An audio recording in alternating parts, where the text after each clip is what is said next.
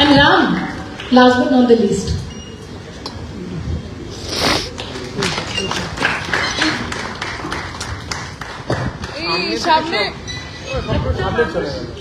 যে প্রতিটা মুহূর্তে আমার উপরে বিশ্বাস করেছে 2019 থেকে, যেখানে তো আমারও নিজের উপরে বিশ্বাস একদমই ছিল না, এই মানুষটা, এবং বলেছিল যে শুধু কেন ন্যাশনালি হিরোইনকে এরকম করে দেখানো হবে, আমাদের বাংলার মেয়েকেও দেখানো হবে, এবং সেই কথা রেখেছে।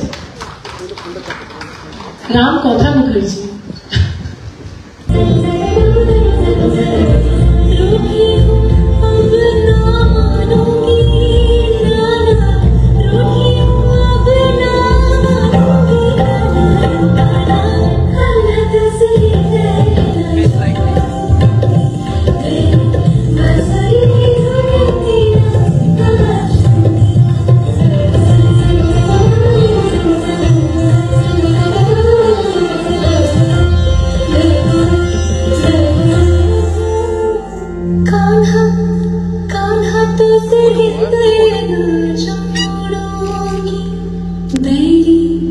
बांसुरी की धुन पे नाचूंगी।